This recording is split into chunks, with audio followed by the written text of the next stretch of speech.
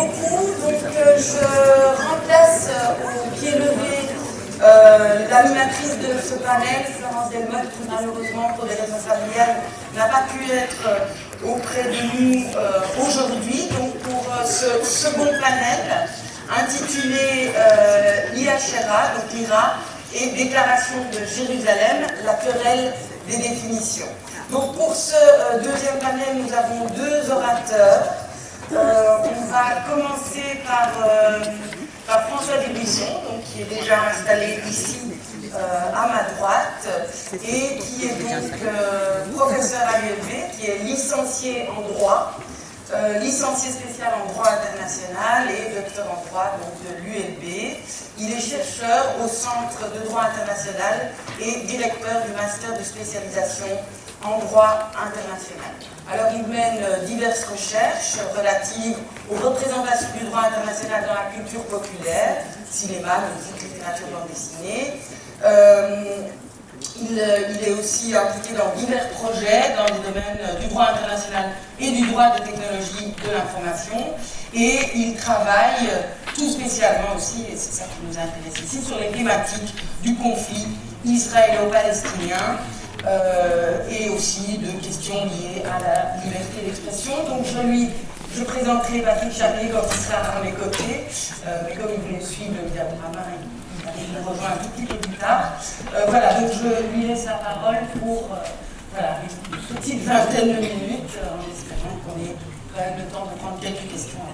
Merci beaucoup. Merci Francine, bonjour à toutes et tous. Donc on va maintenant s'entretenir sur la question de la définition de l'IRA de l'antisémitisme qu'on a déjà évoquée lors des précédentes présentations. Et on va plus spécialement examiner la pratique de cette définition, sa mise en œuvre et la menace pour la liberté d'expression qu'elle peut constituer. Et pour ce faire, on va examiner 4 points. Tout d'abord, l'origine et la philosophie de la définition de l'IRA. Ensuite, les controverses relatives à cette définition et la question de l'absence de garantie de préservation de la liberté d'expression.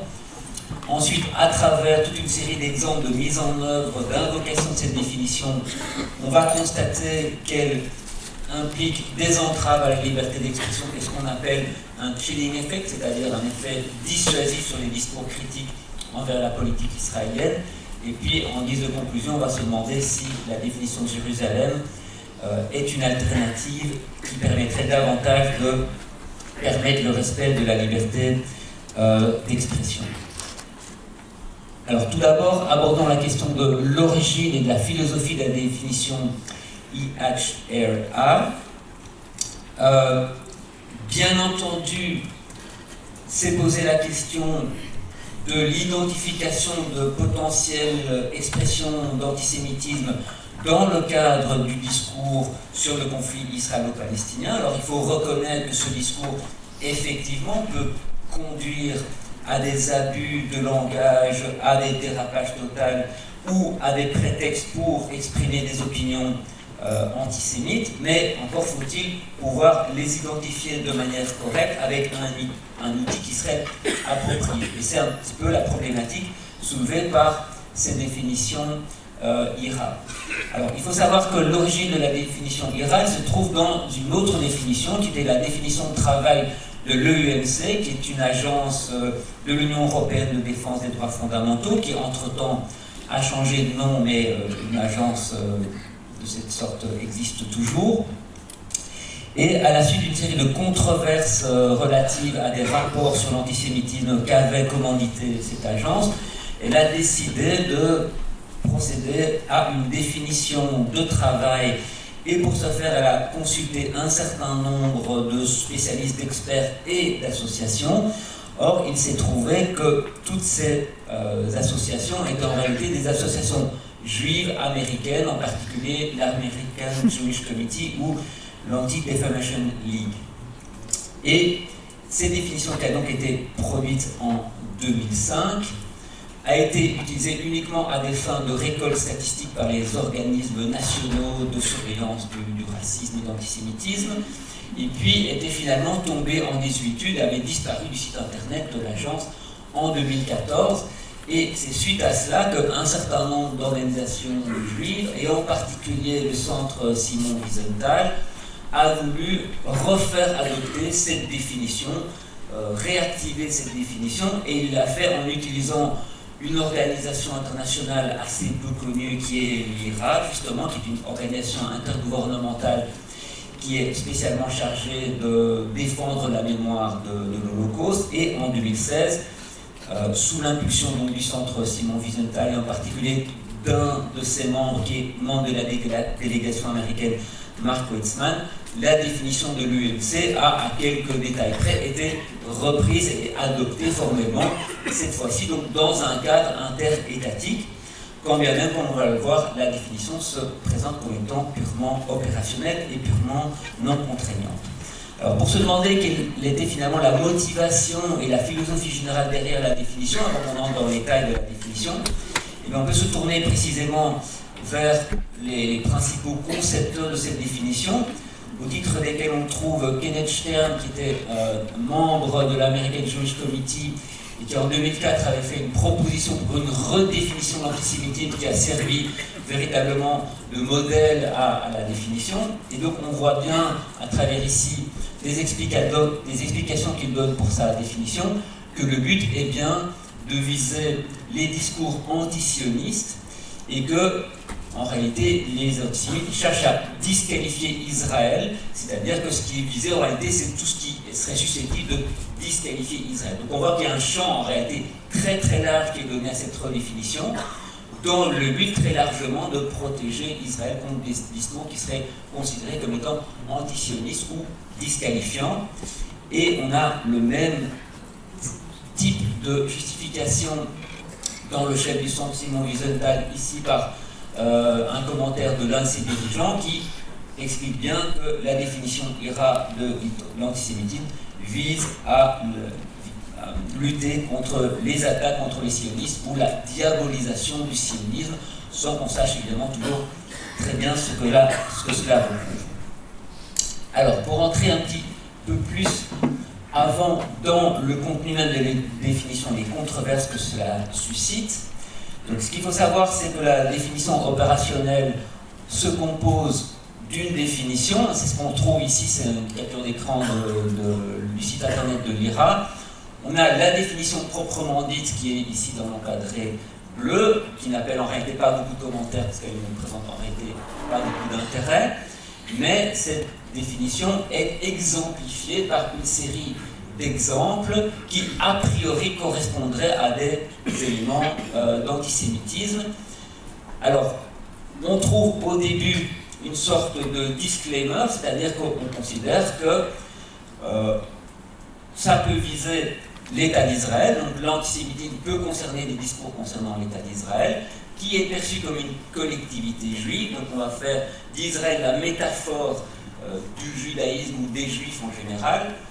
Et on précise cependant que l'on peut néanmoins critiquer Israël comme on critiquerait tout autre État. Donc il y a en réalité tout de suite une limite à l'acceptation de la critique de l'État d'Israël, et comme on va le voir, ça va en fait correspondre à l'un des exemples d'antisémitisme, puisque deux parmi les exemples les plus controversés sur lesquels je vais me concentrer, et qui sont donnés, il y a le refus du droit à l'autodétermination des Juifs en affirmant par exemple que l'existence de l'État d'Israël est le fruit d'une entreprise raciste. Et puis deux éléments qui renvoient donc au disclaimer dont j'ai parlé il y a un instant, c'est le fait du traitement inégalitaire de l'État d'Israël, à qui l'on demande d'adopter des comportements qui ne sont ni attendus ni exigés de tout autre État démocratique, et ce qu'on appelle généralement le critère du double standard, soumettre Israël à un double standard. Alors, évidemment, ce sont des éléments qui prêtent à une interprétation extrêmement large, qui pourrait viser énormément de discours, et c'est ce qu'on va examiner dans quelques instants. Alors, par rapport précisément aux préoccupations qu'on peut se faire quant à la légitimité de la critique de l'État d'Israël et du fait qu'elle ne soit pas a priori dès lors considérée comme potentiellement antisémite, puisque correspondant à l'un des exemples, les tenants de la définition, et je me réfère à nouveau plutôt au concepteur de cette définition,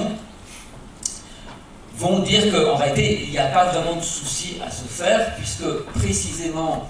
il y a cette petite précision au début qui dit si c'est une critique similaire à celle qu'on pourrait faire envers d'autres États, alors ce ne sera pas antisémite.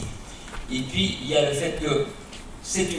une définition qui n'est pas juridiquement contraignante, donc qui ne pourra pas être une entrave véritable à la liberté d'expression.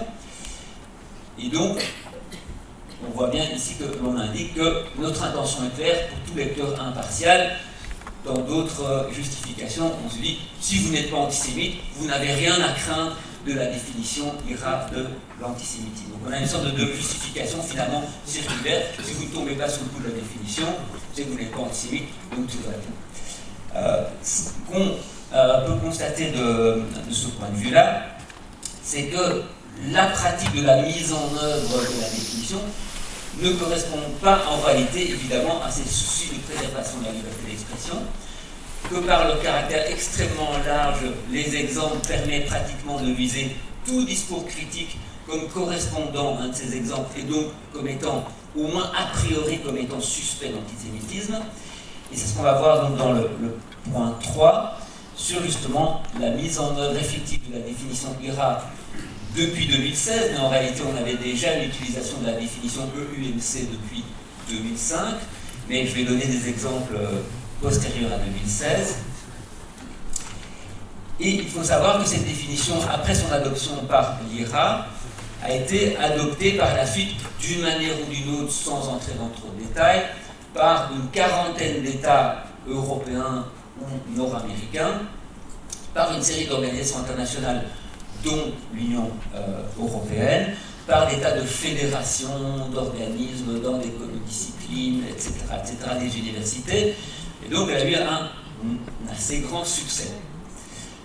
De ce point de vue-là, il faut préciser que des arguments qui consisteraient justement à essayer de limiter les effets de la définition en disant c'est une définition de travail, c'est une définition non juridiquement contraignante.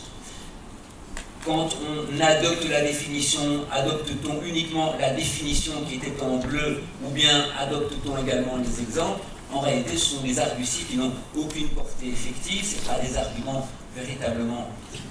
qui sont opérationnels la plupart du temps, sauf si on arrive devant un juge, ce qui est relativement rare, parce qu'en réalité, dès le moment où la définition existe et qu'elle a un sceau de caractère officiel, elle peut très facilement être mobilisée pour porter des accusations d'antisémitisme. Et lorsqu'on examine les usages qui sont faits de la définition, et bien précisément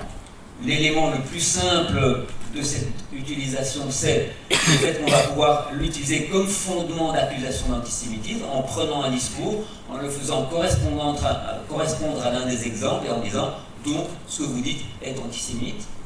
On l'intègre dans des codes de conduite disciplinaire, donc là ça peut avoir évidemment des conséquences encore plus graves, puisqu'on peut avoir des poursuites disciplinaires, il y en a eu toute une série. On peut conditionner du financement public pour des activités culturelles ou politiques au fait par exemple d'accepter la définition IRA, ou bien de devoir vérifier que les activités ne sont pas contraires à cette définition. Et donc ça peut toucher également l'organisation d'événements, de conférences, de manifestations de divers ordres. Et puis, en dernière extrémité, on pourrait avoir des poursuites pour incitation à la haine antisémite, mais c'est, je dirais, en réalité, le cas le plus rare, c'est-à-dire qu'en réalité, on n'a pas besoin d'aller jusque-là, et c'est là où probablement la définition tiendrait le moins s'il y a un juge qui doit se pencher sur un certain discours, mais c'est surtout les autres utilisations qui sont les plus préoccupantes. Et donc, examinons une série d'exemples dans lequel notamment les associations qui étaient motrices de l'acceptation de la définition, de l'adoption de la définition, voyons comment un certain nombre de discours sont qualifiés au regard de cette définition de l'IRA, et en particulier les deux exemples que j'ai mis en évidence. Alors, tout d'abord, la qualification d'Israël comme pratiquant l'apartheid. Et en particulier, évidemment, de ce point de vue-là, un élément saillant, ça a été l'adoption par Amnesty International d'un rapport très long de 200 pages répertoriant tous les actes et pratiques, indiquant, selon Amnesty, qu'il y a bien des pratiques correspondant à la qualification juridique d'apartheid. Et sans surprise, ce rapport a été qualifié d'antisémite par toute une série d'associations, en ligne d'ailleurs avec ce que disait Kenneth Stern pour motiver l'adoption de la définition EUMC en 2005, puisque à ce moment-là, il disait déjà clairement que pour lui, la comparaison entre Israël et l'Afrique du Sud, même si c'était moins grave que la comparaison avec les nazis, était néanmoins intrinsèquement antisémite. Et c'est ça qui explique justement l'exemple qui dit dire qu'Israël est le fruit d'une entreprise raciste, ça correspond bien à la possible comparaison avec l'apartheid sous l'Afrique du Sud. Et dès lors, sans surprise, en 2022, quand paraît le rapport d'Amnesty, l'American Jewish Committee va justement considérer que ce rapport est bien antisémite, puisque selon lui, le plus grand péché d'Israël serait d'être juif. Donc il considère que l'analyse de toutes les pratiques en réalité remet en cause le caractère juif de l'État d'Israël, l'existence même de l'État d'Israël en tant qu'État juif, c'est toujours ça qu'il disait, et dès lors c'est antisémite. Alors, de manière peut-être plus surprenante, une même position a été adoptée par Joseph Borrell, donc le représentant pour les affaires étrangères de l'Union européenne, puisque interrogé sur le fait de savoir si le rapport devait être considéré comme antisémite au regard de la définition IHRA, il a répondu que l'utilisation de ce terme n'était pas appropriée, et il a ensuite tout de suite mentionné l'exemple justement IHRA correspondant à on ne peut pas dire Israël est le fruit d'une entreprise raciste. Donc selon lui, il y a une justification qui empêche en réalité le terme d'apartheid d'être utilisé. Donc non seulement ça permet de dire que c'est de l'apartheid, c'est antisémite, mais dès lors ça empêche toute personne d'envisager même la qualification d'apartheid indépendamment des pratiques réelles de l'État d'Israël, telles qu'elles étaient d'ailleurs documentées par le rapport d'Amnesty. Lorsque l'Assemblée nationale française envisage l'adoption d'une proposition de résolution qui avait été déposée par la gauche, justement suite au rapport d'Amnesty concernant l'établissement d'un régime d'apartheid en Israël à l'encontre du peuple palestinien, eh bien là, Francis Khalifa, le président du CRIF à l'époque, immédiatement va considérer que le dépôt même de cette résolution est antisémite au regard à nouveau de la résolution de l'IHRA. Donc c'est une sorte de carte magique qu'on peut brandir pour chaque fois qualifier d'antisémite toute forme de critique de l'État d'Israël. Et l'avis est d'ailleurs partagé par le groupe Renaissance, donc de la majorité, enfin la minorité présidentielle plutôt, à l'Assemblée nationale, puisque à nouveau on va considérer que c'est à la fois antisioniste et antisémite, et qu'à nouveau on se réfère à la nouvelle définition de l'antisémitisme telle qu'elle avait été approuvée par l'Assemblée nationale, quand bien même la portée exacte était controversée. Si on prend un autre élément qui est le fait d'analyser le projet sioniste sous l'angle du concept de colonisation de peuplement, on en a déjà parlé d'ailleurs tout à l'heure, eh bien, le simple fait d'en parler est, selon l'American Jewish Committee, de l'antisémitisme, puisqu'il a fait un test pour exemplifier la définition IHRA, et dans ce test, accuser Israël d'être une entreprise de colonies de peuplement. En quoi est-ce faux? Et si c'est faux, c'est antisémite. Eh bien, ce serait faux pour les trois raisons ici. Ça montre bien qu'en réalité, la définition IHRA suppose qu'on adopte pleinement la doctrine sioniste. C'est-à-dire que oui, il y a bien un droit historique des Juifs à habiter en Palestine. Ce droit est d'ailleurs exclusif, et donc évidemment à l'exclusion des Arabes palestiniens, puisque on ne peut pas considérer que les Juifs qui ont émigré en Palestine sont des étrangers qui coloniseraient la terre arabe indigène. Alors, d'une manière équivalente, le mouvement BDS est également considéré comme antisémite, on en a déjà parlé tout à l'heure dans le contexte israélien. Et à nouveau, pourquoi est-il antisémite? Parce qu'il pratique un double standard, c'est-à-dire qu'il se focalise sur la politique israélienne et les violations du droit international par Israël, mais comme le mouvement BDS ne fait pas un mouvement de boycott qui viserait tous les cas de violation des droits humains dans le monde, alors c'est antisémite. Ça montre évidemment toute l'absurdité de ce critère du double standard, qui alors là, évidemment, est le critère le plus accueillant possible, c'est-à-dire qu'évidemment, chaque fois que quelqu'un s'exprime à l'encontre de la politique israélienne, on va lui dire « Mais pourquoi vous ne vous exprimez pas à l'encontre de la Chine, de l'Iran, de l'Arabie Saoudite, etc. etc. » Donc, on se demande à quel moment, évidemment, on peut critiquer la politique israélienne de ce point de vue-là. Et cette analyse est également suivie par les organisations juives de Belgique, en tout cas les principales coupoles juives en Belgique, dans une carte blanche parue dans Le Soir l'été dernier. On voit à nouveau qu'est invoqué le critère du double standard. Et on voit également là, par le sous-titre, pourquoi boycotter un État qui respecte les droits humains, qu'évidemment le raisonnement est purement circulaire, c'est Israël en réalité est une saine démocratie qui respecte parfaitement les droits humains. Donc, pourquoi le boycotter? Il n'y a aucune raison à cela. On décontextualise toute violation du droit international, pourtant très largement documenté. Et dès lors, la seule raison qui peut expliquer ce boycott, c'est l'antisémitisme qui s'exprime à travers ce double standard. Et on peut avoir alors des prises de position qui vont encore plus loin, qui était le cas du Bundestag allemand, c'est-à-dire le Parlement allemand, qui a voté en 2019 une résolution se prévalant à nouveau de la définition IRA pour condamner comme antisémite le mouvement BDS. Et dans la justification qui est donnée, donc on considère que les méthodes et les argumentations de BDS est antisémite intrinsèquement, et on fait un rapprochement entre BDS et le boycott des Juifs par les nazis. Ça va, je vais essayer de accélérer. Et cette qualification a des implications directes, puisque